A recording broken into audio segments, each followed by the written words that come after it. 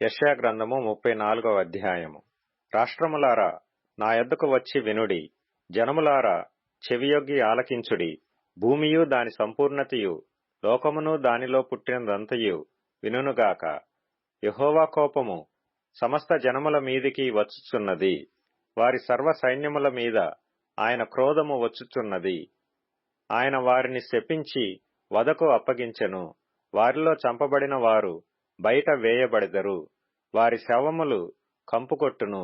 వారి రక్తము వలన కొండలు కరిగిపోవును.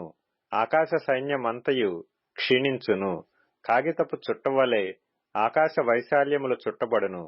ద్రాక్షావల్లి నుండి ఆకు వాడి రాలునట్లు, అంజూరపు చెట్టు నుండి వాడినది రాలునట్లు వాటి సైన్యమంతయు రాలిపోవును.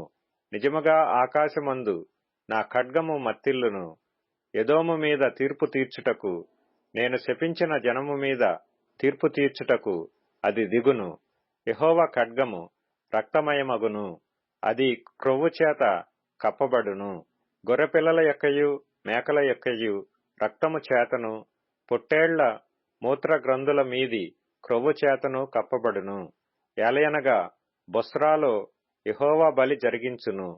ఎదోము దేశములో ఆయన మహాసంహారము చేయును.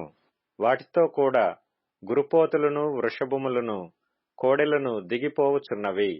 ఎదోమీయుల భూమి రక్తముతో నానుచున్నది. వారి మన్ను క్రొవ్వుతో బలిసియున్నది.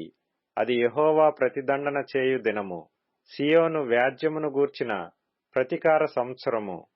ఎదోము కాలువలు కీలగును. దాని మన్ను గంధకముగా మార్చబడును. దాని భూమి దహించు గంధకముగా ఉండును. అది రేయింబగళ్ళు ఆరక ఇండును. దాని పొగ నిత్యము లేచును. అది తరతరములు పాడుగానుండును. ఎన్నడను ఎవడును దానిలో బడి దాటడు.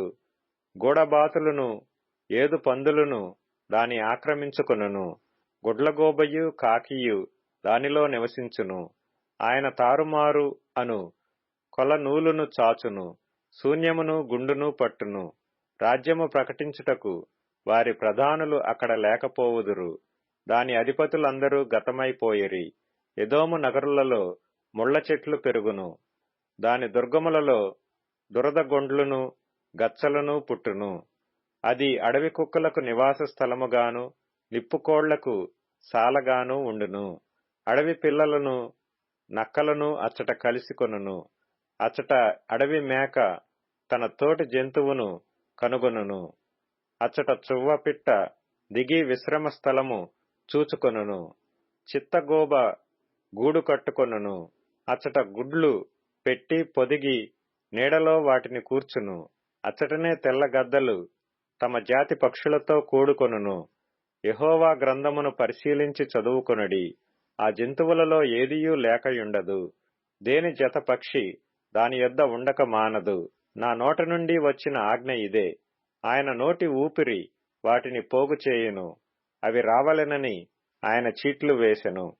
ఆయన కొల నూలు చేత పట్టుకొని వాటికి ఆ దేశమును పంచిపెట్టును. అవి నిత్యము దాని ఆక్రమించుకొనును. యుగ యుగములు దానిలో నివసించును.